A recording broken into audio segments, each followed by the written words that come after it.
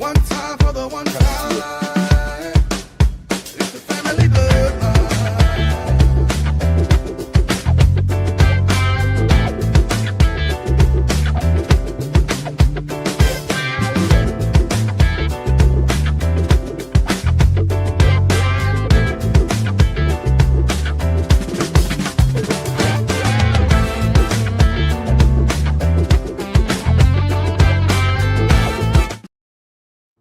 What's good people? We are back for another episode of the Family Bloodline Podcast. Yeah. We are here on this eventful Wednesday night. And I'll get yours out the way real quick, dudes. How's your day? How's your week been so far? Hey, my day's been pretty good. Nothing to complain about this time, man. My show, Jack Reacher, season 3 just dropped. Yes. I gotta watch it at the tempo, right? I can't go too fast because then it's done. Right. So yeah. Right. I'll binge it also. That's my jam. That's my jam for sure. I'm gonna move your boxes, Rich. I'm pulling you up over to the hot spot because you've had an eventful day for sure. You've had an eventful day. How has your day? Well, first, before I told you. Listen, before I get started, I have to agree with Deuce and you. I watched Jack Reacher. Okay. I think I watched the first four. The first four, and then the fifth episode. Is he on the fifth now? I think I watched that. I have to check. I can't remember. I just binge them. You got to tell me what happened in it. They came out the warehouse, and he survived that. Yeah. Oh, yeah. Well, there was several different warehouses. Is it the warehouse where they were having a shootout? One where he had to act like he was with the bad people. Gotcha. He made out of that. Okay. So I guess the next episode will be next Monday or Tuesday or Sunday. I don't know. Yeah. I can't stand when they do that to me. Yeah, I hate it. Make you wait, man. It's they're terrible. gonna lose me. They're gonna lose me doing that. So I'll be real brief. Today was March 12th. Yes. And the union that I was elected president was having a protest rally they were against the return to work executive order by Gavin Newsom. Oh, July 1st. Whoa. And wait, really? How does 4 days a week? What does that affect? So he wants all the state employees of Local 1000, and I think also the other public sector unions that represent state employees to come back to work July 1st of this year, 4 days a week. So Local 1000 is acting like they're against this. They're alleged new leadership, people who've been suspended of their official duties by me. And then they're also trying to fight for a, quote, 1% extra on top of the 3% pay increase for this July 1st. But they're selling it that they're fighting for a 4% pay increase, but they're only fighting for a 1% extra because in their invalid contract that they did when they removed me from office, 3 for a total of 9% over 3 years. And in the fourth year,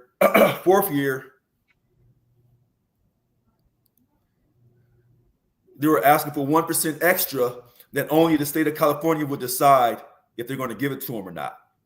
So they're lying. And so how does that relate to the podcast tonight? Oh, I think I can draw a direct correlation, but it's politics. They're trying to sell you on the fact that they're saying they're fighting the good fight, but they're liars in all they say and do. And they're following their boss, who they refer as their boss, when actually Governor Gavin Newsom is just a partner in this relationship. I'm the other partner representing them. Mm-hmm. And so what they're doing is they're following his leadership because they consider themselves slaves entertaining in unity, SEIU. And so they're following his leadership of offering a sanctuary city for transgendered lives. How's that? Oh, Say wow. what? He's offering and they're accepting a sanctuary city for his transgendered lies. Oh, okay. So that's their quid pro quo. Because now he did a podcast a few days ago. I don't know the exact date. He said trans girls shouldn't be playing in female sports. But you wasn't saying all that, Gavin Newsom, when Kamala Harris was running for the White House. You wasn't saying that.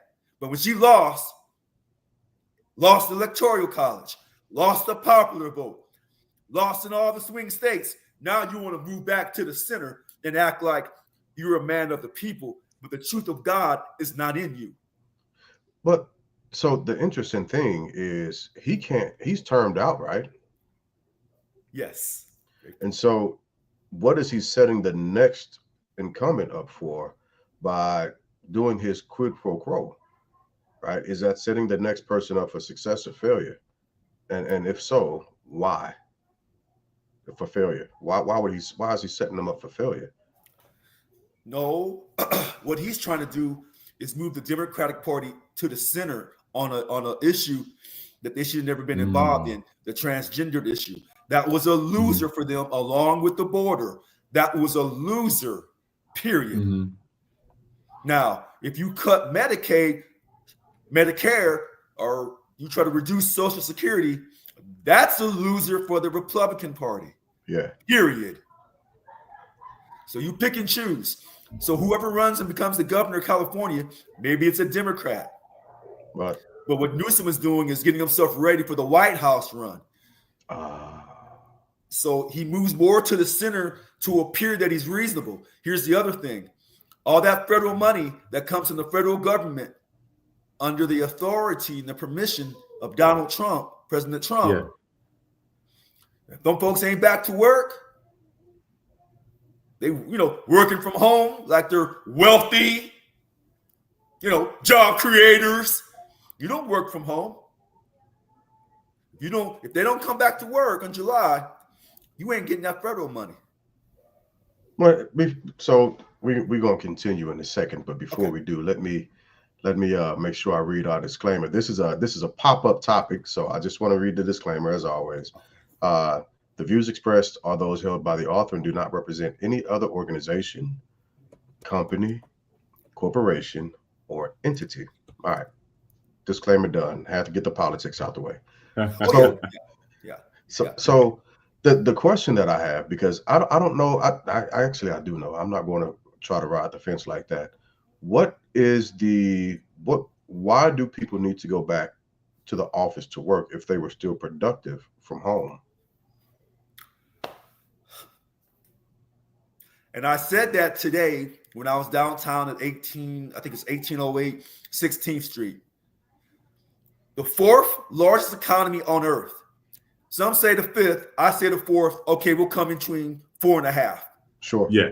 That economy during COVID never lost a step. Right. So whether you work folks from home, whether you work them in the office, whether you work them in the ghetto, the barrio, the county, the city, the suburbs, in the trees, in the ground, in the water, in the air, nothing was declined. So they don't need to come back to work. But there are certain types of people, certain types of bosses, if you're not in that office where they can look at you like they feel they're over you, in control of you, they're not satisfied. Donald Trump is one. Yeah. President Trump. Elon Musk is another. Yeah. So that's about power. Who has the power? That was a weird flex to me. Not trying to, but signing an executive order to make everybody go back to work in the office because people were working, and then doubling and tripling down as if people weren't actually working from home. Now, do you have the one-offs or the two-offs that don't produce? Absolutely. You're going to have that. Yeah. Yeah. That's attrition. That's going to happen. That you can't stop that. Even if they're in the office, they'll find a way to get an extra 10-minute break for coffee or get a smoke break. If that's the person's nature, that's going to be their nature. But by and large, and I haven't done any research on this just yet to the extent that I want to, but I think by and large, America was just as productive, if not more productive, with people working from the house. Not just that, but you were able to actually have families come back together and see each other and be together. And you had businesses, larger corporations, who saw their overheads decrease because you didn't have the lights on all the time. You didn't have the water running all the time. You didn't have toilets flushing, right? You didn't have all these different things that brick and mortars would actually face, and they would have to pay out for. So bottom lines should have increased just by sheer logic of the whole thing. And again, I got to go back and do more research on it, right? To get down into no, you don't. In fact, let's take it a step further. My name is Richard Lewis Brown. I'm duly elected president of Local 1000, largest public sector union in the state of California. And everything I say tonight reflects that. Anything I've said in my prior videos reflects just me as an ordinary person. But tonight, I am the president of Local 1000. You say, Governor Gavin Newsom, you believe in the environment. You believe in the green environment. But yet you're making all those cars get back on the road to pollute the most populated state in America. You are absolute lie. You wanted to make everyone buy electric. And President Trump said, oh, no, we're not going to mandate people to buy electric cars in the state of California. You are a liar in all that you say. You're a liar in all that you do, Governor Gavin Newsom. And I'm the president of Local 1000. If you don't like my mouth, if Local 1000 doesn't like my mouth, take me back to court. I'm already in court fighting your corruption. Let's go back again. And that's a very valid point. Now I can absolutely understand how the economy was slowed down because you didn't have as many people. A certain segment of the economy slowed down because you didn't have as many people who had to go out to lunch or to drive. So you had gas that was kind of the regulation of gas was down. However, the profits for the oil companies, although it took a little bit of a hit, it was still a multi-billion-dollar organization at the end. So they still hit profit margins, just not where they wanted to during COVID. So, but again, if America has this underlying foundational belief that the nuclear family has to be back together, one of the biggest ways to do that is by allowing people to work from home, to spend time with their kids, to spend time with their spouses. There's a dual hypocrisy that I want to fight against, but it's hard for me to, and that is the notion of being married is the best option for people, right? However, in America, I'm talking only American standard, our divorce rate is upwards toward 50 and 55%.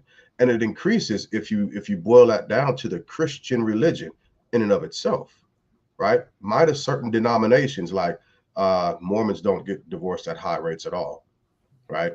Jehovah's Witnesses, they don't get divorced at high rates either. Depending on where you are in the country, Seventh-day Adventists don't get divorced. Catholics don't get divorced as high. But within the Christian religion as a whole, they make up a huge portion of the divorces. So if America wants to do what it was talking about, like I hear people saying often, America's got to get back to God. And I have a question about that, which is, when was America with God, looking at its history? However, I'll put a pause on that. But if America wants to get back to God and get back to families, why is there such a fight against allowing the parents to work from home to save marriages? From the Democratic Party's perspective, Gavin Newsom is saying, hey, he's all for the nuclear family, but he's going to still have you come back to work. Here's what I would say in regards to the Republican Party. Yeah, you've been caught in your hypocrisy, period. But I don't support the Democrats or the Republicans. I support all the represented employees of Local 1000, regardless of what political party, regardless of their political affiliation, whether they're gay or straight, maybe they're transgender, except when it comes to playing and female sports. Sure. So, when they saw me today and they said, oh, you've seen this, you've seen that, it's really the American way of protesting peacefully. So when you look what we're going to talk about tonight at that bill that you sent me, and I see 62% of it goes to the military, then that tells you where our minds are at. As long as we have a strong military, we'll dictate the pace to anybody and everybody. As long as we have our nuclear weapons, we'll tell you you shouldn't have your nuclear weapons. There was an increase in missiles. I saw that. So from what I saw, so when I was down there in that rain today, asking for righteousness to come down and let God restore me to fulfill my divine destiny, I'm calling out the hypocrisy of not just my union, but of the person that they follow, the person that wants to offer sanctuary to people who intentionally come to this country illegally. They're not seeking political asylum. So Gavin Newsom, these games that you're playing, that you're getting away with, you better pray to God that when God puts me back in, you can figure out a way on how to talk to me, because I'm going to keep coming at you and coming at you and coming at you. If you think the Republican Party is giving you a hard time, if you think they're giving you holy hell, no, I'm going to show you holy hell. All right. Well, it made sense because, again, I was watching you live, and I was listening to you, and I was listening to your voice go hoarse and all that other good stuff, and I was like, hey, he out in these streets today. Yeah, my voice is gone. He out here for real, getting it in. That was like goodness. Deuce, I didn't mean to cut you off at all. If you had, no, you good. No, that was a whole lesson right there, man. That was a whole lesson. And they were across the street. I stayed peaceful. I stayed on my side of the street because I knew that was what they wanted to do. Even though, so I'm yelling across the street in traffic, and they're making their noises, but I'm trying to talk into a phone. I don't have my boom mic. Yeah. I don't have my lighting perfectly because it was supposed to rain really hard. Mm-hmm. So I had, I brought my tripod. I had two people actually. One tripod watching me. If I get hit, if the tripod gets snatched or stolen, somebody else on the other tripod is watching them. That's crazy. That Then I had somebody else on the megaphone. Yeah. He did a great job. Yes, he did. Richard Lewis Brown is the president. Now, in the news media, if you go to the SACB news media, who helped run me out of office, I bet they don't cover what I said. I guarantee you they're not going to cover it. Well, now, maybe I'm wrong. I could be wrong. What I was wondering is what the opposition was saying, because I couldn't, of course I couldn't hear him because you stayed on your side, which was a good thing. But I was trying to understand what they were saying. Because if I had walked over there, they wouldn't have hit me. But you would have been the aggressor. That's what would have been painted. Right. So then they would have called the police. Now, listen, if I had more people with me, all those cars driving up and down, driving that one way past me. Yeah. I'm born in '69, daddy's that. That's me. So overnight, I'm born in '69 in June as well. So when you really want to do something, you stop that traffic.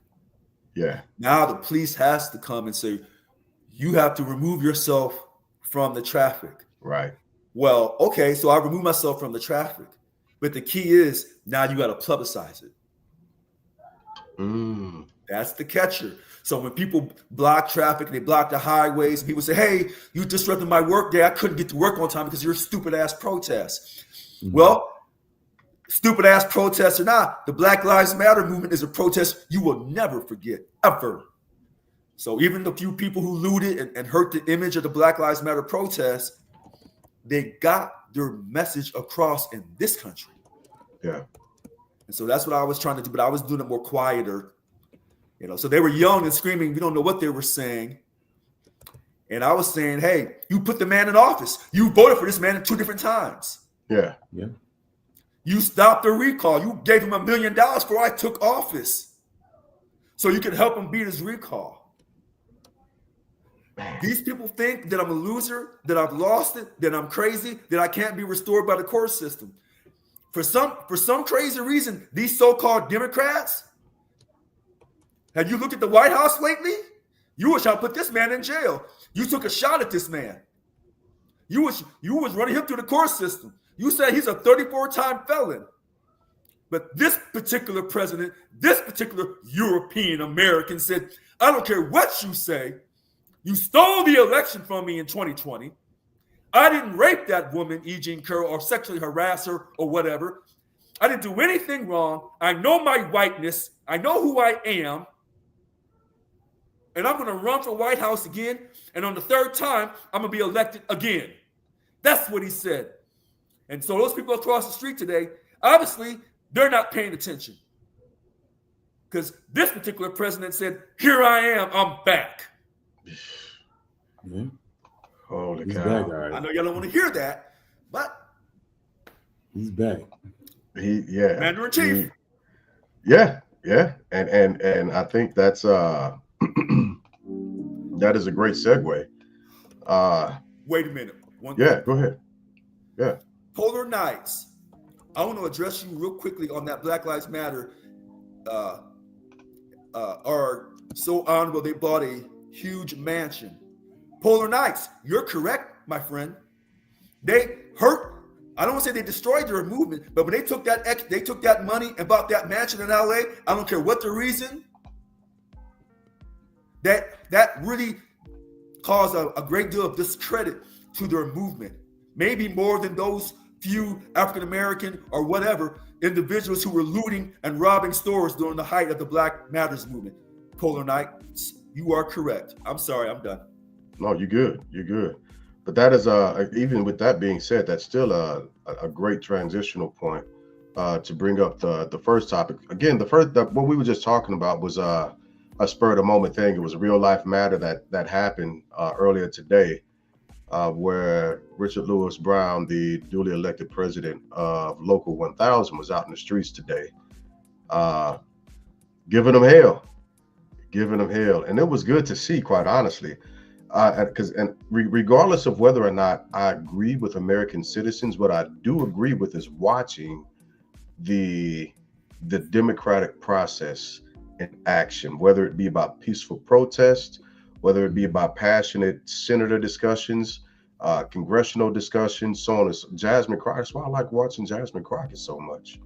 That's our democratic process at work, and I love it. Mm-hmm. Again, it doesn't matter if I agree or disagree. I don't agree with a lot of the things that are coming out of Elon Musk, but he has the right to say it.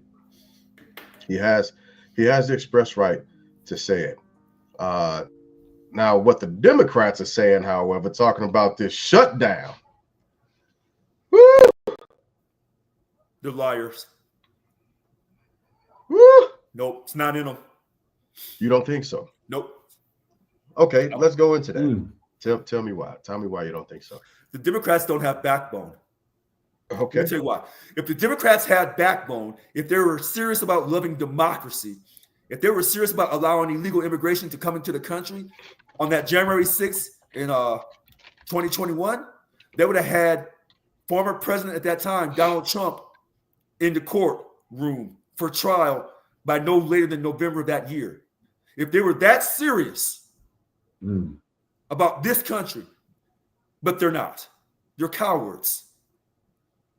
See, when the Republicans tell you they believe in state rights, they're not just saying that. Mm-hmm.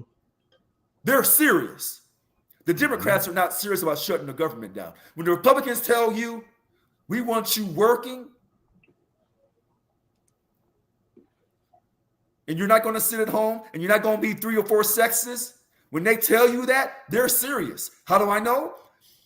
From 1861 to 1865, before they became the Republicans of today, the Confederacy, the South, them Dixie Democrats were letting you know, we believe in state rights. We believe in a free market. We don't need the U.S. government to tell us anything. I'm so happy you clarified that it was the Dixiecrats. Okay. Yeah. I'm glad you said it, because there's a lot of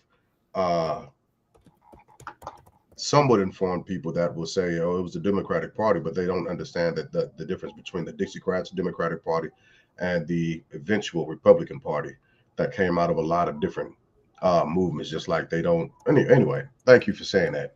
That's a very, very huge distinction to make. So my summary is, if you think these Democrats in the state Senate have the courage of their convictions to shut the country down, I'll put $100 up right now, and you can send it to your favorite charity.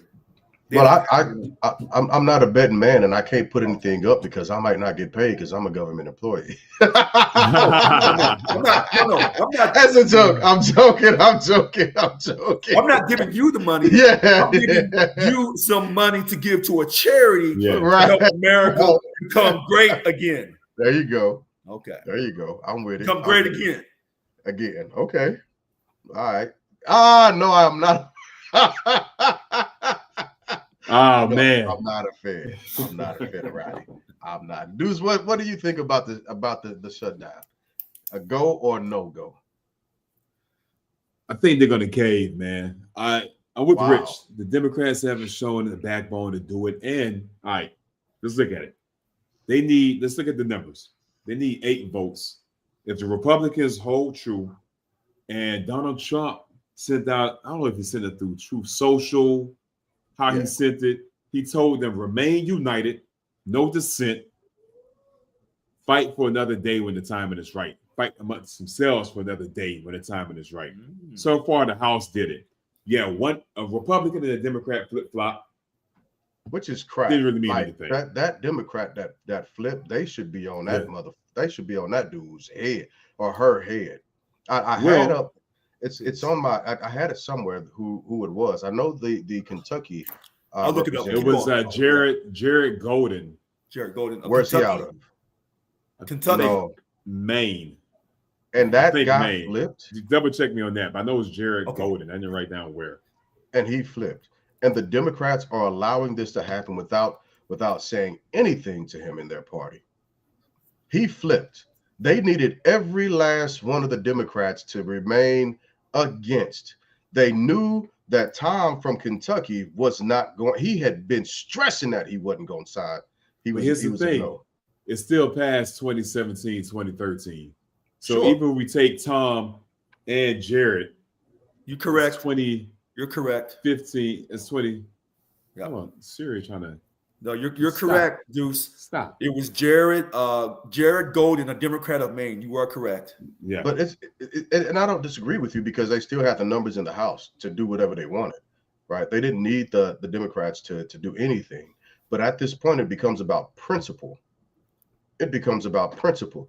And this is what I respect and disrespect and hate about the Republican Party. Just like the president told them to come out and do something, regardless of it being right or wrong, to stand on it and to stick with each other, they're going to do it. The Democrats are such a splintered, fractured organization.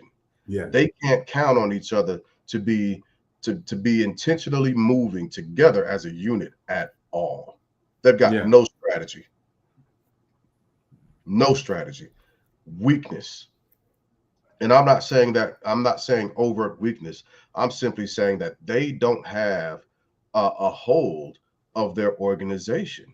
But anyway, go ahead, Deuce. Well, all right. So when you look at that, right, with the Senate, they need 8 votes from the Democratic Party, right? I think they can get that. I think they can because you got a Democratic senator in Georgia. Georgia's typically Republican, right? It's typically red. Yeah. He has to look for doing what's aligning with the party or keeping his job. You got let's see, Mark Warner, Virginia. Yeah. Virginia's a battleground state. It's what happens when you mix blue and red together? Whatever that color is, purple. That's Virginia. Purple. Vote with the party allegiance on my job, right? And there's a few others like that. You have the one out in New Mexico, right? New Mexico, I think they typically go red, right? Got to keep your job. And then, of course, Agnes King of Maine. Yeah. So one of his representatives switched sides. Wonder why. Wonder what's going on in Maine. I haven't looked at the history of Maine, how they vote. I'm assuming they're more blue than red. I don't know. They could be more red than blue. I'm not sure. No, they're generally blue. They're generally blue. But they're saying that his last victory was tight. Party, a job.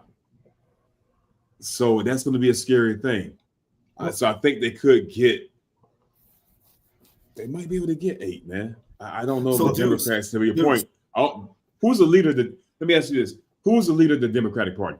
Schumer. He's the Schumer. Senate minority. And we all see him talk. He's not inspiring, man. He's not inspiring at all. But wait, so hold on. Who is going to guide them, hold them to the line to vote alongside the party's agenda? Go ahead.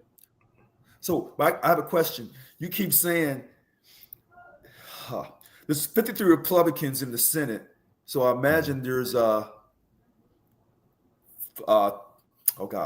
47 Democrats. Is that what I'm hearing you say? Yeah. So why do you keep saying they have to pick up 8 votes? You need it's either 7 or 8. They need 60 to pass this continuing resolution to September 30th. It's not a full spending bill. It's just a continuing resolution. You're saying to pass in the Senate, you need 60 versus just a majority in the House? Okay. Right. Okay. So they got to steal some from the Democratic side. That's why they have the narrative set.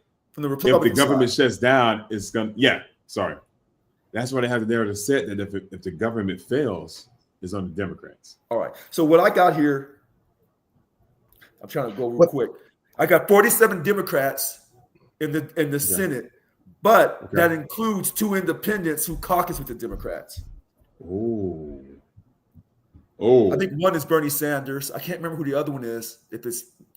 I don't see Bernie, even though he has a bone to pick with the party, I don't see him flipping. No. He won't.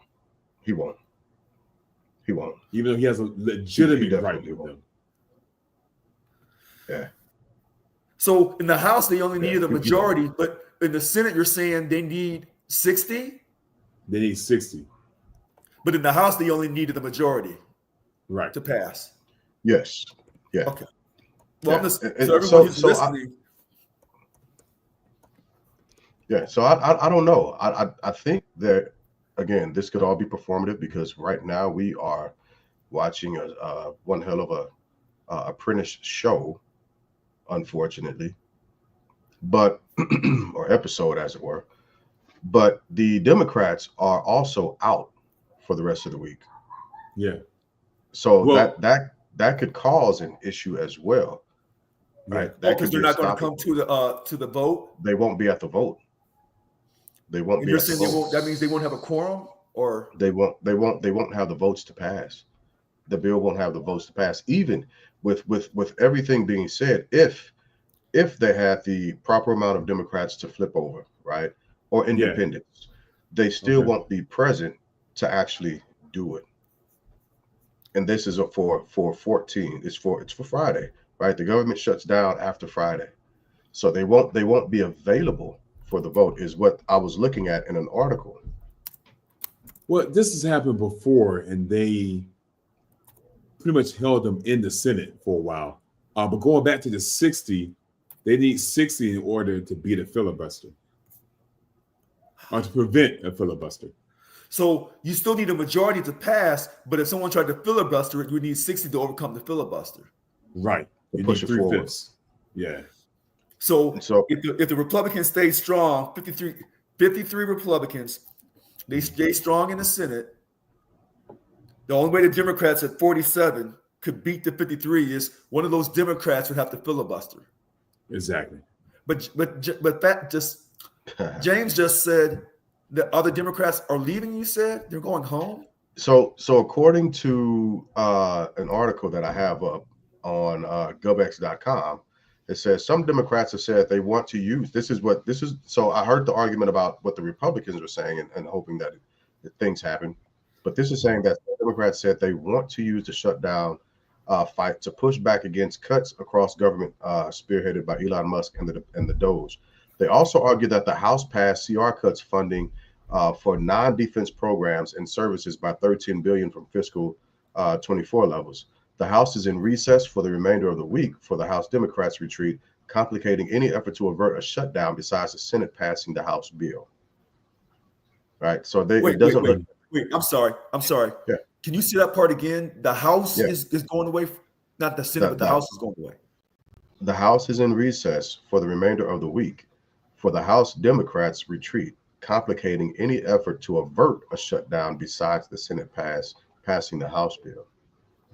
Or because the Senate could try to pass the alternative, right? So right, that's another measure. That's another measure. But remember that the push was to have one beautiful bill. That's not. That's not. All right. So okay. So the options, just to recap: pass the bill as is, vote on the Plan B bill, right? Or if both are rejected, it has to go back to the House. It has to, yes. The Democrats won't be there because they'll be on a retreat, which I guess is their way. But this is what pisses me off, man. That's their strategy. They can't even have backbone properly. They can't even rebel properly, man. They can't even say we're not going to vote on this. Period. Oh, we're going to be in a little retreats. We won't be available right now. That's we want to vote, but we're going to be in a retreat. It sounds so democratic. Yeah, it sounds so democratic, so weak. It's the weakest revolt I've ever heard in my life. And so to you all, go ahead, Rich. I just read on the USA. I'm trying to read this really quick. Rand Paul, Republican senator. Yep, he says he's a no. He's a no. Okay. Yeah. He's a no. He's a no. I'm trying to think if there was a couple of other senators that are a no as well. And the reason why they're Republican. And the reason why that they were a no is because they couldn't get guarantees for the big beautiful bill portion of it that it wouldn't hurt Medicaid. And that it touches their constituents too much. It touches a larger portion of their base. And so they couldn't really do anything. Like, remember, we've been watching representatives. I've seen 4 or 5 representatives, Republican representatives, trying to hold town halls and getting worn out by their constituents. Yes. Getting worn out to the point where the Republican leadership said, "Stop holding town halls. Stop holding town halls. Do that." So there are some senators who don't have the same skin in the game as the House Republicans, and so their purview is different. They have to look at things a little bit differently. Like Deuce was saying, we're talking about job stability, right? Even in the states of Georgia, the constituents are becoming a bit more upset. If you look at Nebraska, right, the thing that's being going and saying is Nebraska's going to be bankrupt in 6 months. Yeah. And so their constituency, who by and large voted red, they don't want anything else that's going to hurt where they are right now. And so these senators know this and they understand it. Although the House Republicans have to deal with it directly, everybody's on the chopping block to end up getting voted out because of this. So if the Democrats would strategically do this, it could be a win for them. It could be a win, but like y'all said, and this is the point that I wanted to agree with, they got no backbone. Instead of saying, "No, we ain't showing up for the vote. We ain't finna beat her. We don't care what happens in the Senate. We ain't going to beat her. Shut it down." The Republicans have directly said on multiple occasions, especially when former President Obama was in office, shut it down. So wait a minute. Hold on, we're confusing these two. Wait a minute. The House goes away for a week, the Democrats, so they're nowhere around to be found. This CR that takes us to September 30th, the Republicans have 52 votes right now. So they could vote on this and pass it. If the Democrats in the Senate are not there to filibuster it, then it passes. So we know the Democrats will be in the Senate. Somebody will be there to filibuster this. Can we agree on that? I can agree with you on that. Yeah, that sounds good. Yeah. What you say? Yeah, no, I agree with that. I mean, because we don't know if all the Democrats bought their like retreat tickets to the little. No. Those are the Democrats in the House. The House. Those are the House Democrats. Oh, it's just the lower chamber. If it gets pushed back. Okay. Lower chamber. It gets pushed back. Okay, the senators don't have tickets to that party. Okay, I got you. No, because they got to be there to filibuster. They do. So the Democrats in the Senate, they want a new bill, alternative bill through April 11th. They say Senate Democrats are unified, all 47, on a funding extension through April 11th. which I that don't will allow understand. Congress time to negotiate a bipartisan bill, and they won't negotiate anything. They just keep kicking the bucket down the road. Yeah. I'm trying to see here. So what do you all say? Understanding some of the measures in the budget, should it be passed? Wait a minute. At least 8 Senate Democrats would need to join Republicans to clear a 60-vote threshold Yeah. and advance the bill to the floor. Oh, so that 60 vote will, like you said, beat the filibuster.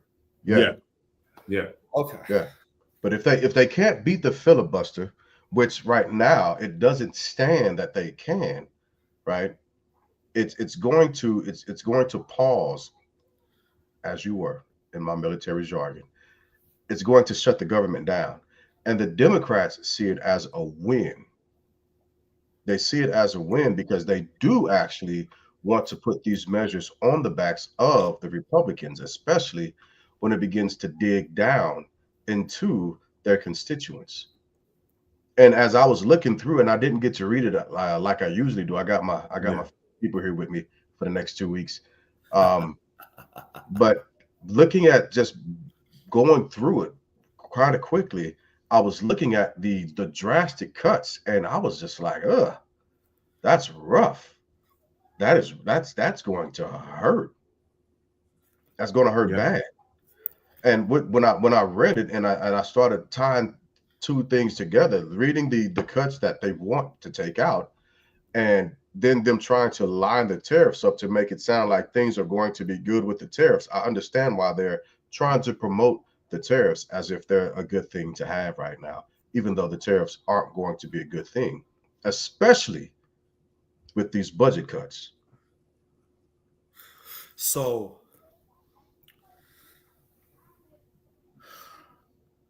I'm glad you didn't take that bet.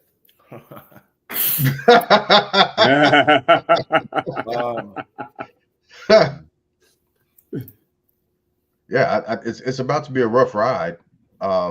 So wait a minute. You keep saying, James, Richard, you're trying to cut Medicaid. Yeah. The Republicans on TV say, show us where we say in this continuing resolution where we're trying to cut Medicaid. But the Democrats and all their people are convinced that Medicaid is on the chopping block.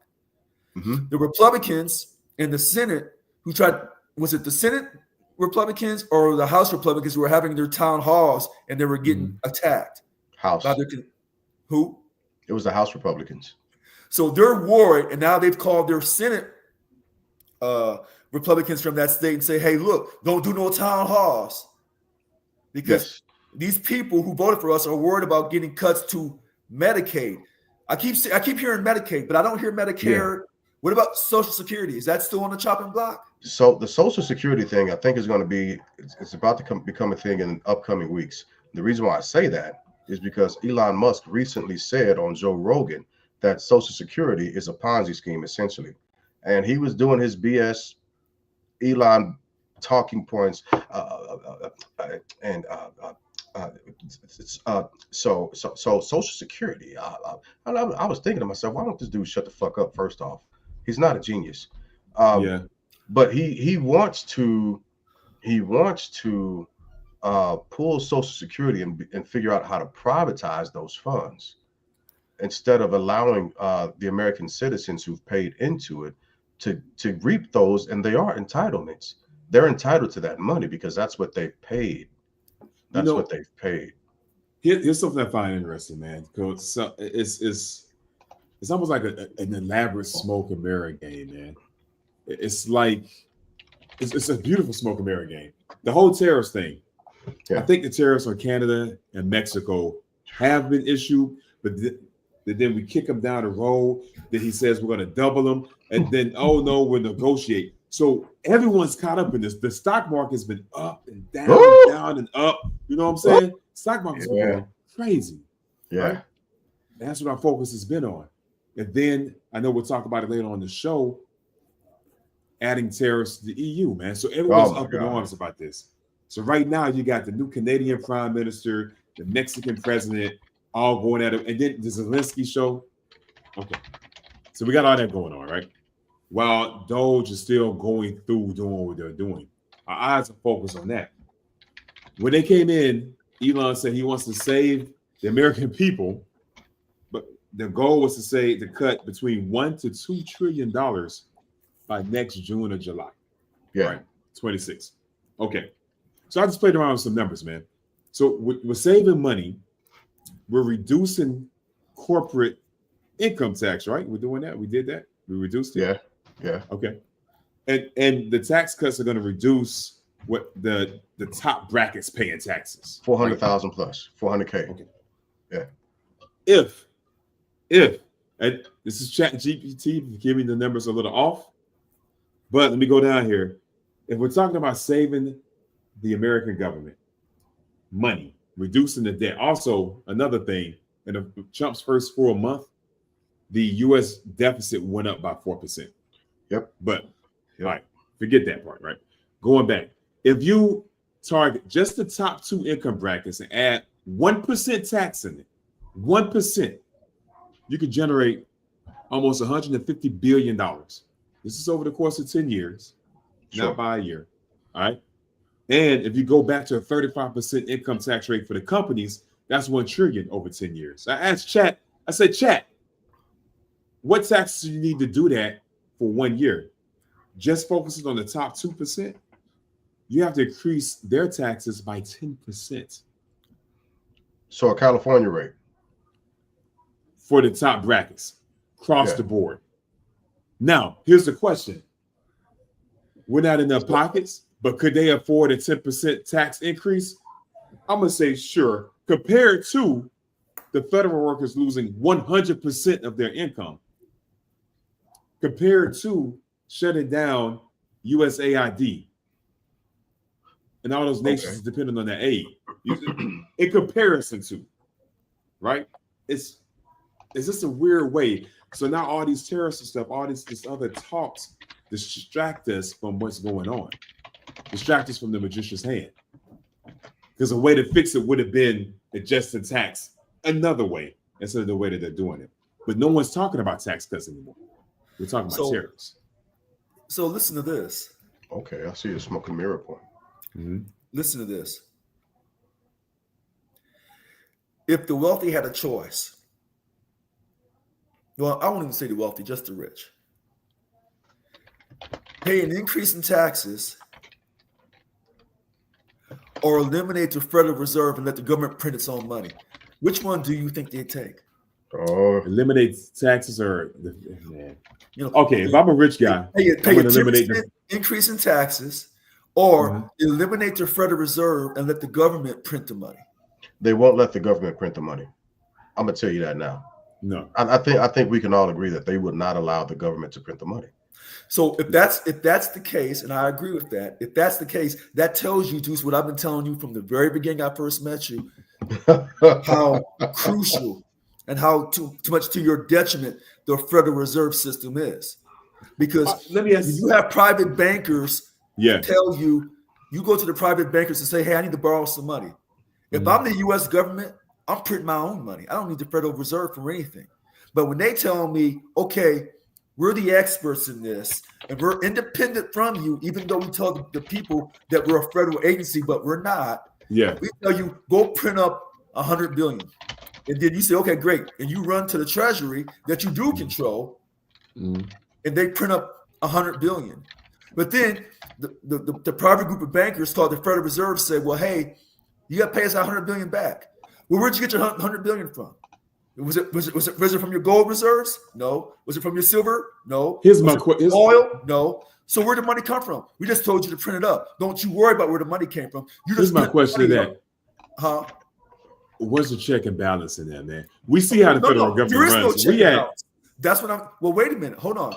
Now Congress can say we're going to eliminate the Federal Reserve and we're going to print our own money, because when you think that's a better avenue. Hold on. When the government goes to the Fed said, print up so much for yourself, and then pay us the money back that got printed out of thin air because it's fiat money. You will pay us that money back, that $100 billion back, with an interest.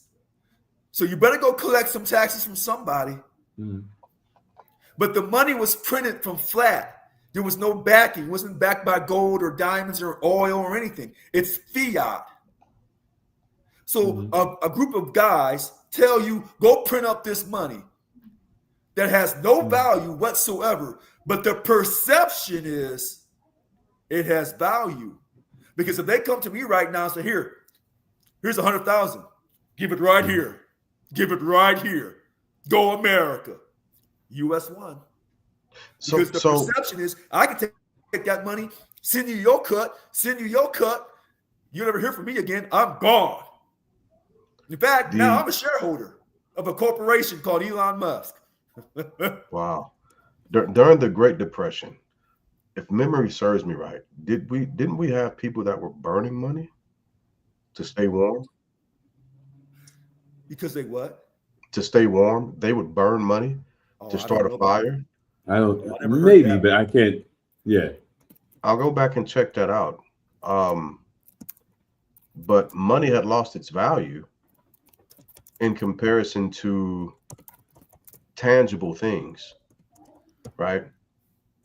And so when I say tangible things, wait a minute. Oh, I didn't want to bring this up. Oh, go ahead. Who brought this up? This is what the internet says on AI overview. If you believe in the internet, if you believe in AI, Polar Knights, I'm just saying. It says, during hyperinflation of the Weimar Republic in the 1920s, some Germans burned banknotes for warmth because their face value had fallen below their value as fuel. Now, that was after they lost World War I. Europe put all those sanctions on Germany. Yeah, that's what. Okay, so it might not have been America. Yes, because I do remember that there were people burning like freaking barrel loads of money, and so when you have people who are willing to burn the exact thing that was supposed to reflect value, it begins to shift as to what value, where they're placing their value. It's more valuable to have heat generated from this currency than what it is to actually have the currency to spend. During a hyperinflation. Absolutely, right? And so it's an extreme thought. It's an extreme thought, but it does get back a bit to the point that Richard is making at the end of the day, as far as perception, value and perception on a fiat currency. Hold on. So here's the thing. We have these two case studies that exist today in this world, right? Okay. So we have the central bank that is independent, right? It's independent of our government to maintain trust in the system, et cetera, et cetera, et cetera. So, and then we have a system that Rich adamantly backs, which is like in crypto, it's like a Bitcoin. Nobody controls Bitcoin, correct? There's no central agency controlling Bitcoin. Okay, I will agree to that. I was going to go down a conspiracy theory, but I will refrain from the conspiracy theory. But actually, Bitcoin is actually the Fed does not print its own money. This is fact. The Fed does not print its own money. The Treasury, the U.S. Treasury prints up the money that the Fed but the Fed controls, regulates. Yeah, there you go. Okay, but correct. When you said that the Fed was independent of the U.S. government, that's what not they independent, sell. but you want full government control, correct? What I'm saying is, if you want to control your destiny, you print your own money. Any country that has a central bank, and that central bank tells that government how much money to print, that government will always be in debt to that central bank. Sure. Now, Clinton, he balanced our budget, but he also let jobs leave America with NAFTA. Yep. But he balanced the budget, and he was a Democrat. So the Republicans hated him, but they made money with him. Yeah. And that's the trend for the last couple of decades, right? Republican presidents get us in debt and Democratic presidents begin to remove us out of those slumps. Those are the trends, unfortunately. But until this will never get addressed on TV by neither side. As long as you borrow money from a bank, in the Bible, you are the borrower. You're not going to come out on top because the bank's going to charge you interest. And Orthodox Jews and Orthodox Muslims who follow Sharia law tell you, you don't borrow money and pay it back with interest. You don't do that. That's unrighteous. Let me go back to numbers. All right. Okay. So, because we got the spiritual philosophy on it, let me go back to numbers. Bitcoin was a bad example because, to Rich's point, he's advocating for a government not only to print but also control their money. Is that correct? Yes. Okay. So, if you have the printer, there's an unlimited number of dollars you can print, correct? No, because wait a minute. Let me clarify. Okay. So when our government prints up money, it should be backed by something. Because if it's backed by diamonds or silver, or more preferably gold, now it's a fixed amount. And because it's it's a fixed amount of gold, you can't print more than what you can back by gold. And therefore, and the Republicans would love this, now you're going to be fiscally responsible.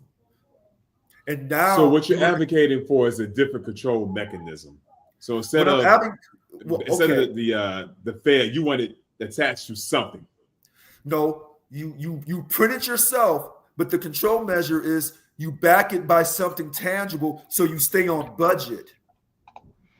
Okay, so that's your argument. Well, because if you don't have your money backed by anything, you can print as much as you want.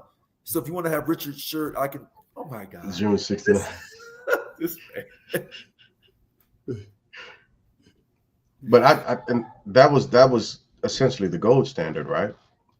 Because we had something that we backed it by, and that kept you on budget. Yeah. So in other words, I can't go out here and say, "Oh, I'm going to print up $100 million," when I know I can't back that $100 million. Yikes! But that can't happen. Huh? That can't happen. That can't happen. And I'll tell you a fundamental reason why that cannot happen. Because Western civilization would fall. The richest continent in the world is Africa. It could back every single penny it printed and more because of how rich it is. Wait a minute. Hold on a second. Wait a minute. Nigeria controls its greatest resource, oil. Yep. But the rest of them African countries, they don't control their natural resources. A European country does. That's my point. Oh. Go ahead, Deuce. Go ahead. Let me take it back to this. So we're talking about the gold standard, right? Sure. There's only so much gold that a country would have at a given time. America would never own all the gold in the world, right? Correct. Because of that would be huh? Said India would be about some bad boys. Yeah, right. But going to Richard's example, the dollar would have to be tied to gold, right? We would cap out how much gold we have. Therefore, it would limit our ability to do things, to respond to disasters, to fund wars. America loves wars, or to do anything else like that to stimulate the economy. It limits the monetary policy, and it limits what that country could do. Now, I will say, to your point, some of those things America has done has put us in debt because we don't have a hard cap on what we can spend. That's why they try to have that. That's why they try to have the debt ceiling, but that keeps getting punted down the road further and further and further. Wait a minute, hold on. You just took your own argument and put it back on itself. The gold will limit you on what you can do. That's right. Yeah. Because as long as your money is flat, where only your perception, then you can keep your debt ceiling going as high as you want. It doesn't matter. As long as there is a perception that the money the government prints, you and I, all three of us will take that money and we can run down the street and the person down the street will take that money and do an exchange and they can buy stuff across the ocean. As long as China accepts US dollars, because they believe that the money has value. You could print as much as you want. The debt ceiling doesn't mean anything. This is where President Trump is actually right. The debt ceiling doesn't mean anything. Hold on, wait, pause. Now, hold on now. Now you done threw up the whole red flag. Now here's the thing. If we only have so much gold, if we have 100 bars of gold, Rich, and the population keeps growing, at some point people won't have access to money because the gold would not grow at the same rate that the population grows. So what happens next? Here's what happens. Hold on a second. Here's what happens. If your money is backed by gold, then you won't be able to overprice something because you won't be able to sell it for more than what it's really worth because so we can't create more gold. So we can't create more money. That way, the population keeps growing. So what happens? Hold on. Time out. Because just hearing what you just said, Rich, and generally speaking, I do get what you're saying, but what divisions do you get down to continue to separate the value of that gold, just like a Bitcoin, right? If you have the reason why Bitcoin can be sold is because you can parcel it off. But if we're static on a bar of gold being worth so much, well, then now we have to get down into micro divisions of the value of that gold. We're dealing with values of less than pennies. Well, hold on. If you listen to this, if the perception of gold is right now the gold, I don't just to make a number, it's 1 bar of gold is worth $1, easy math, whatever. Yeah. So as the years go by, the value of the gold goes up, but it can only go up so much. So it still keeps you regulated, because right now your money, the only thing that the money is backed by is your perception. And the last time I checked, the perception of people who look like us ain't very high. In fact, hold on, wait a minute, because the perception of who we are is so low. That's why our faces ain't on the U.S. dollar. And I'm not disagreeing with that point. Okay. But what I'm saying is there's only so far down you can manage that actual cost of the metal, right? Because if you have a gold bar, even if it appreciates over a span of 10 years to a $200, well, you can't value it to the right. But so far, that's right. But getting back to the variable that Deuce was talking about, population outgrows the actual economy by and large. So the value won't keep up with the population. No, we can't manage. No, unless we become like China. No, I'd have to disagree, because right now you print up as much money as you want to because it's not backed by anything. But if you had it backed by gold, you can only print up so much. So that gold is really like a governor on a car. It will only let you go so fast until it stops you. Right. So right now, without gold or diamonds or any type of tangible that you can perceive to be worth so much, that money right now is flat. There is no limit on how much the money is worth because it's all perception. Yeah, we agree. I agree. I agree with you on that. But you're missing the point. Yeah, because the penny is the lowest denomination of currency that we have, right? The lowest denomination of currency that we have. We don't have anything worth half a penny or a tenth of a penny or a thousandth of a penny. But when dealing with gold and trying to manage it in that fashion, especially with the rate of inflation or the rate of population versus the rate of appreciation for the metal that you're talking about, we can't manage that. We can't push a denomination low enough to keep the value of that gold, since we can't produce anymore. And because you can't produce anymore, now you can't go above and beyond. And now you can't have a person like Elon Musk worth 400 billion. You can't have that anymore because it limits you. So God puts all these amazing resources that are endless. Because remember, I told you economics is BS. God gives us enough of what we need in an endless supply. Right. So he gives us water in an endless supply. But he didn't give us gold in an endless supply because he limited us. Well, here's my thing to that, right? So you were saying with the gold, it's like a governor, right? It would slow down. It would slow the economy down. You can't it keeps you on outpace the value of gold, right? there's no such restriction on reproduction. People out here popping babies left and right like they rabbits, right? So tying into what James was saying, once the population outgrows the value of that gold, how are those new people coming in and get paid? You know what? You know what's funny? That's a great way to sum that up. Yeah. Wait, say it again. Say it again, Deuce. The population outgrow the value of gold. So say you have 1 gold bar per person at this rate. 5 years later, 5 people per gold bar. Another couple of years, 100 people per gold bar. At some point, people will be born. There won't be any money to give them. Hold on. Wait a minute.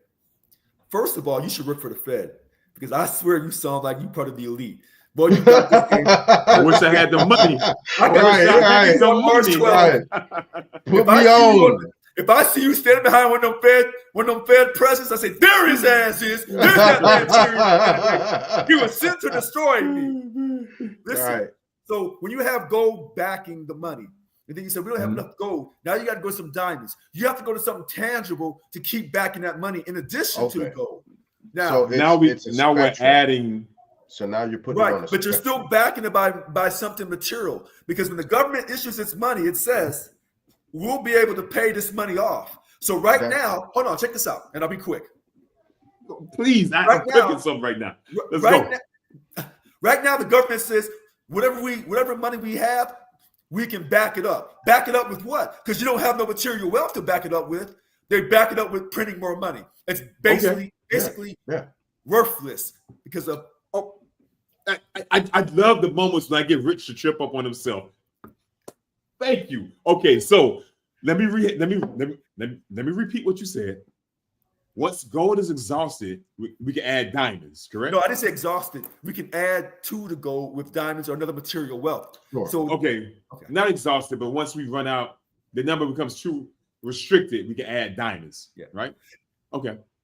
So because essentially, remember, you've already limited my ability to search for more gold because you said this is all the gold we have. We don't have no more gold, and then tomorrow somebody from Europe or America will be digging in Botswana and find we found $100 billion of gold.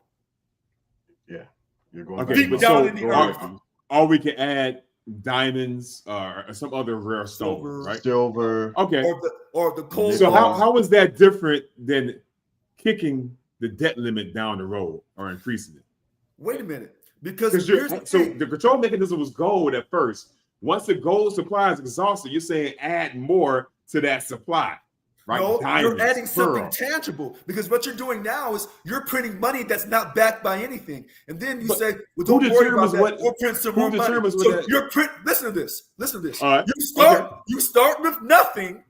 You print nothing up 100 billion times. And then I come to you and say, hey, we need more. Well, it started with nothing, so I'll just print up some more nothing to back up the original nothing because it was zero to begin with, and it's still zero now.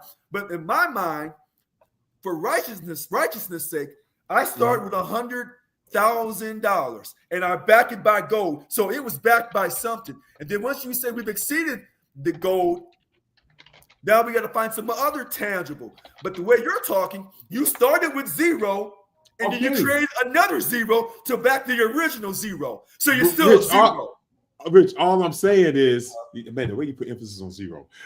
What I'm saying is you're applying the same process to both methods. You're applying the fiat process to the gold. Let me tell you why. Because once the gold reserves are exhausted, you're saying add diamonds. Once that's exhausted, you're saying add something else.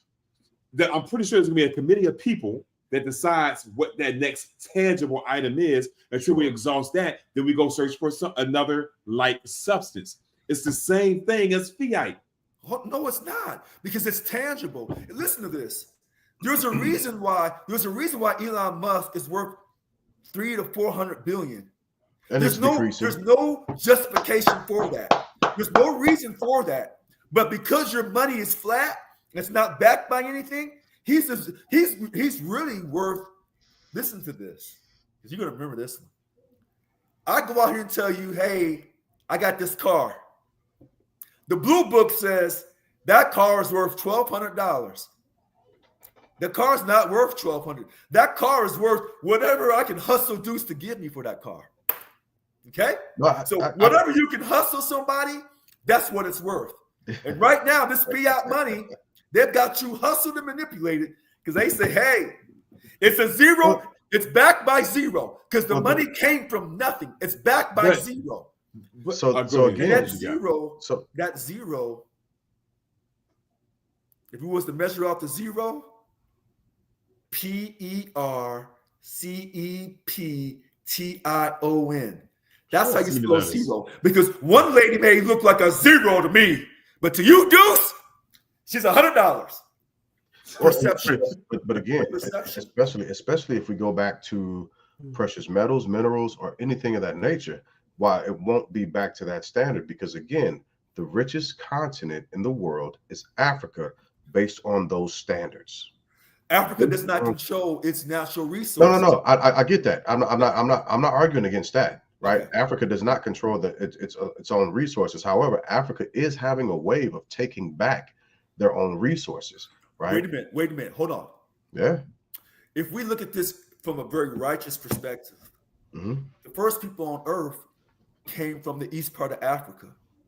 All mankind comes from the east part of Africa, and that's why all three of us carry the master gene, because we were part of the first class of people.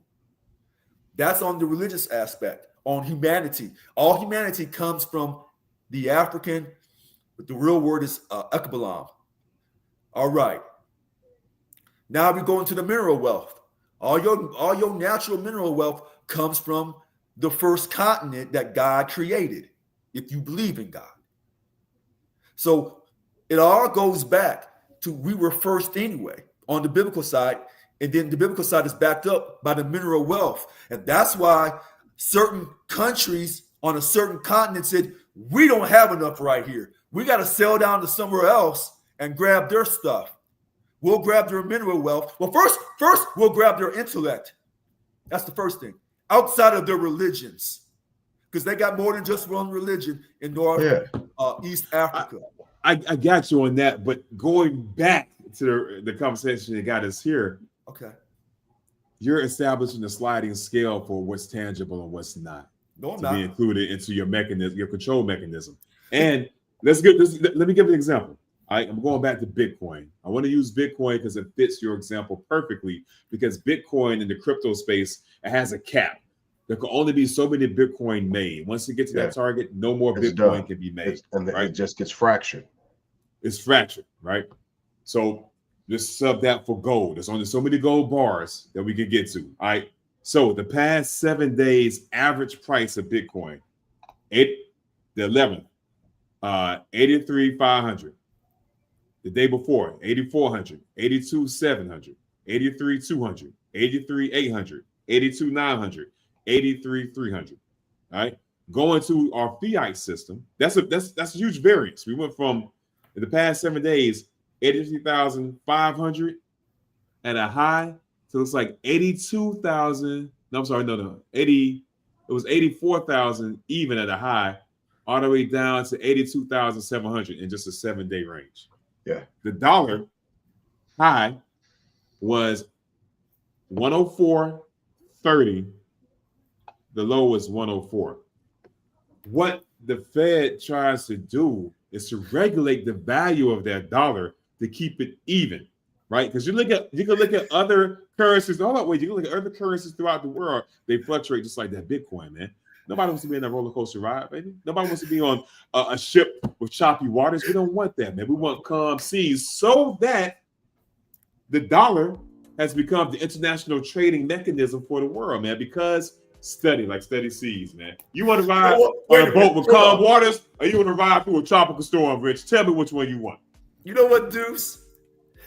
You've been sent by the Fed to manipulate me. He said he was sent by the Fed. Let me tell you. Check this out. When you said the Bitcoin has a cap on it, I said, yeah, I bet it does. And that's why it'll never be the U.S. currency, because with this fiat dollar, there is no cap. And then when you say, hey, the world looks at our U.S. dollar as being the most favorite currency to do things in. You got that right, because when you got the most nuclear bombs, you call the shots. And that's why they say, as long as we have the strongest military and the most nuclear bombs, we'll always keep our place in the world. That's why, as long as we can keep black and white arguing over race, and we can still manipulate the white middle class and the white working poor to believe that they're better than everyone else, we can also cut Medicaid, Medicare, and Social Security. See how that game goes? See, you walked right into that trap. Praise God. Praise God. That was a Praise the Lord, not a saints. that was not a trap. Praise the Lord. Praise the Lord, saints. James knows what I'm saying when I say that. Praise the Lord, saints. That's messed up, man. Because if I don't say praise the Lord, people gonna think I'm anti-Christ because it ties to your point. That's slick, Rich. Flash, you see what he did, man. He said a lot of stuff to support his point to praise the Lord at the end. And if I refuse to say it, now I'm against it. I'm against the Lord, which is really tying into his points. True, Mr. Richard. Hold on. No, here's the great thing about that. With the Federal Reserve, if they were giving the money to the U.S. government, telling them, hey, go print this money up, and they weren't charging back interest, you would have me. You would really have me on the ropes. Because what they're doing, when they tell, they're telling the U.S. government, you want $100 billion, go print it up, we authorize it. And the money is being printed from thin air, and then they tell you on this zero, you're going to pay me back money on this zero with interest. This is how stupid the American people are. Listen, if the Jews, if those who are devout Jews and those who are devout Muslims are saying that borrowing money and paying it back with interest is an abomination, it's sinful, it's not righteous. If these two guys who can't get along, the best ones in these two groups, and they're both agreeing that the Sabbath falls on Friday night through Saturday, they don't eat pork, they don't cut their beards, and they're telling you you don't borrow money as a borrower and pay it back with interest. If they're telling you this, what more do you need to know about the end of the world and how this banking system is so evil? Last I checked, there's not a Islam, Muslim, or Jewish country that serves as an international fund of the world. I'm just saying. Okay. Last I checked. That's a valid point. But wait a minute. Speaking of, yeah, here comes the pivot. Rich, go ahead. Nah, Rich been going. Rich been going. I'm gonna cut the music. We go ahead. What I'm simply saying is, if you let someone tell you how much money you can print up, and then you pay that person back that money with interest, and the money came from nothing, and then you can't figure out why you can't get ahead, you're the fool. You're the fool. Because trust me, if I'm the Fed, I don't care what war is going on. If I'm the international banker, I can care less what country wins the war, because I'm giving money to both sides. I will never lose. Yeah. I'm funding both sides of the war. So, and even when the person wins the war, pay me back my money. To the country that loses the war, oh, you still owe me that money. Pay me back my money. So I'm getting paid twice with interest. If that's not unrighteous, then Much Boricua in the house. I don't know what unrighteous is. Now, you can check the history books, and it'll tell you that certain people of the world have financed both sides of the war. Oh, absolutely. And done quite well. Yeah, absolutely. I mean, absolutely. And so, they have. So it's funny how President Trump lies on one hand and says he's against the globalists, but he's a businessman. You can't be against the globalists and be a businessman, because you're always taking loans and paying loans back with interest. So President Trump, you're actually lying. But I was just sitting back waiting to catch you. And the first lie I caught you in was your tariff. You tell me in that budget that you sent, you want to pass in the House, you want the free market. Let the free market be our religion. Let that control us and not government intervention. But now you say the free market's not good enough. We need tariffs. So which one is it? But this is the lie of the Republican Party, and they've got caught in it, because a tariff is a tax.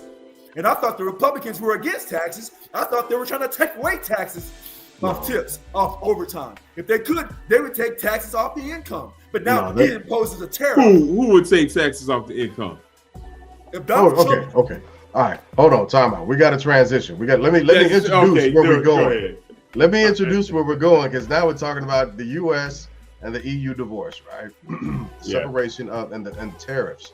We've slid over into tariffs globally, not just with Canada and Mexico, right? But also with the EU. And for those of you all who are not familiar with the EU, it's an organization made up of 27 different foreign countries, right? So we're implementing, or we've implemented in Europe. Thank you for saying that. Absolutely. 27 different countries in Europe that are responding in kind with tariffs, which are taxes. So, all right, gentlemen, go ahead, continue, please. So, this is the first time I can remember. I don't know about reading about it. I'm trying to think in history where the fracture between us and the EU has been so wide. I can't remember another time since the time we fought for our freedom from the Ukraine. Right outside of that, I don't think there was a time. I could be missing the era. I don't recall it. Because we've always been in cahoots with the EU. We've been like cousins since we got free from the UK. Yeah, I'm going back in my Rolodex of history, and I'm trying to find a place. I'm trying to find a pinpointed. Okay, well, yeah, there was 2018. In 2018, there were tariffs levied against the EU at that point. There were that was the first round of tariffs that was pushed out to the EU. I can't remember exactly what the response was at that time, but it wasn't the same as what's happening now. Yeah, I wonder who was the president in 2018. It might be the same person that created this whole deal with Canada and Mexico. It was the same person that created the deal, right? Okay, I thought so. So I got to do some more research to see what he has against the EU. But all we know is what he's saying publicly, right? He wants a better playing field for American companies across the places they can go. EU, Canada, Mexico. We know, right? Yeah. One thing I will say, there is a shimmer of truth in this statement. We are the backbone. We are the legs, the table, the dining set, the placemat for NATO. Okay? Without us, there is no NATO. But we also created it. We did create it. But I would venture to say that Europe is over-reliant on American military and financial might to protect them from our common foes. Well, Russia, I don't know if I can say they're a foe anymore. And China, right? So I would say they are over-reliant on that. That should be rebalanced. But all this other stuff begs more research. I really would like to know what he's truly trying to get at with these tariffs on those countries. But let me throw this out here. If a person has shown me that they're not good with running organizations, not once, not twice, not 3 times, not 4 times, not 5 times, but definitely 6 5 times. Dang. 6. Yeah.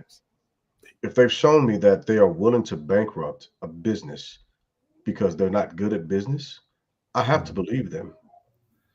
And if they turn around and tell me that they want to run the country like a business, it's up to me at that point to simply state, you're not good with business. You've already shown me. You don't hire the best people in the world, clearly. And if you do, well, then I have to take the best people that you hired at their word. I have to take generals that say, we don't bow down to dictators and directly point at you. I have to take the word of former staff members who say you should never be in that seat again. I have to take the word, right, of not just the word, but I have to watch the actions of everybody who's been arrested that's worked under you previously.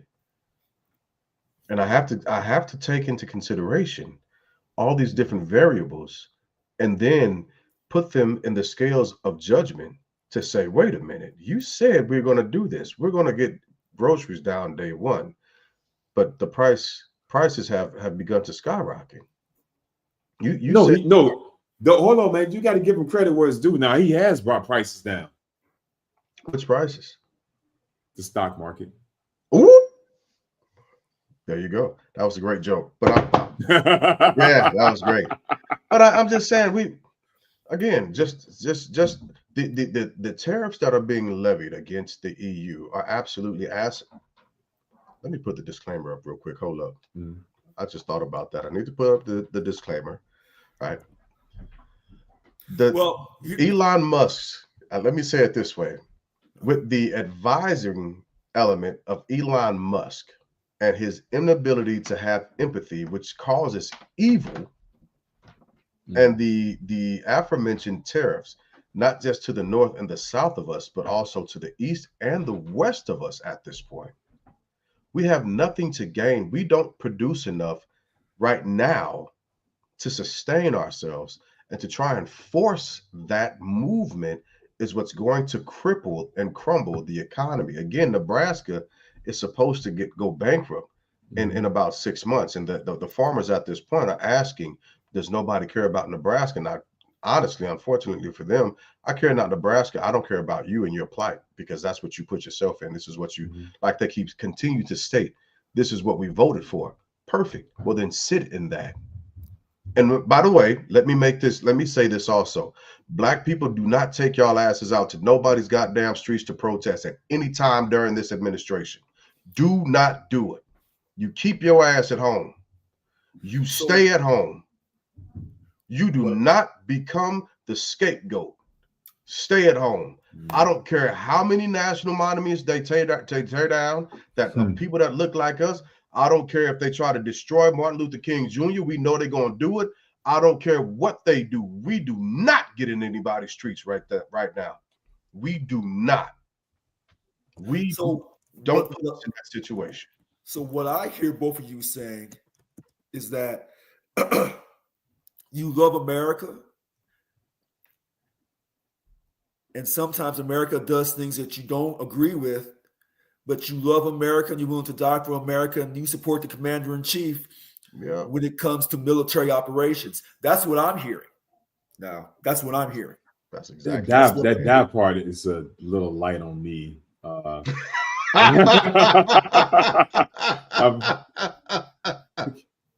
You're gonna be in Poland. And what somebody said, I'm willing to make my enemies die for the cause of America. But you know what? Yeah. This is what I would say about your reverence for the commander-in-chief and supporting his military decisions. Here's what I would say. Number one, you're obligated. Yeah. Fair enough. But I think President Trump is tricky. When they said you can't send troops to the border, he said, that's a lie. I'll declare it a national emergency and I'll stop this illegal immigration. And he has. Ish. Okay. So he did that part right. Eliminating all the jobs in the federal government. As the president of Local 1000, I'm against any American losing their job. Anybody that's here, born here, a U.S. citizen, I'm against job loss, period. Because when you eliminate that person's job, you let them go, did you ensure that you create another job somewhere else for them to be hired? I am pro-labor. I am not a hypocrite. I don't want no one in my union while under a signed contract losing their job because they are represented by a union. So all those federal workers who are represented by unions, they shouldn't be losing their jobs. But I have a question to that point. Then would you agree with the idea behind the tariffs? That they're going to eventually, or they're supposed to create American jobs, because that's what's being posted. That's what's being said, that the tariffs are done to stimulate American growth and American jobs. So when you as a citizen of America exercising your freedom of speech regarding a person's business acumen, and you stated that President Trump, not the commander-in-chief, not that part of him. But as the president, you said he had questionable business acumen. I think he may have claimed bankruptcy at least 6 times. That was as a private citizen. That was as a citizen. Right, as a private citizen. Not this. So you said if he had bankruptcy 6 times, then how can he run a country like he's run his prior businesses? So that raises a good point. Now, a lot of people on the left bring that up all the time. My problem with the tariffs is if you tell me you're a true Republican, and I'm not saying President Trump's a true Republican, but the people who support you, they're hardcore true Republicans. They believe in a free market. They don't like government interference. But yet you're interfering with the free market in America to, quote, make America great again. Will it work? I'm not sure. I don't know. But here's what I do know. You may have bullied Mexico. You're not bullying Canada. And then when you try to bully Canada, they push back and say, we'll do 25% on electricity. And then you backed off. Now, you tried China. And China said, if you want to have a tariff war or any other kind of war, let us know. China called you a bluff. As far as the EU is concerned, I don't know, because I'm glad that the EU is somewhat falling apart. Because if you put Europe in all one financial currency and then you do Africa and Asia the same way, then it's just a matter of time till you have one world currency. And when you have one world currency and somebody has the power to take over one world united government, a global government, I don't trust that. So I believe in having our borders. I don't believe in a global society. I believe that every country should be able to control their own destiny. Sure. So but I don't think that the EU having its own currency, or even the continent of Africa having its own currency, would lead to a central government. I do. Right. Well, the reason why I say that is because as America, we've got 50 states, but all of our states are still sovereign. No. Right. No. Yes, they are. That's why. But that's why every governor of every state is a commander in chief to its National Guard. But every governor, every state, per the Constitution, the Constitution says the states will have this much power, but the federal government will have the supreme power. And so anytime there's a problem at the state level, and that case goes into the federal courts and it gets to the United States Supreme Court, they make the ultimate decision, because the South wanted to use state powers to keep, quote, Africans enslaved. And they wanted to keep their own state rights on desegregation. And the federal government said, oh, you can't do that.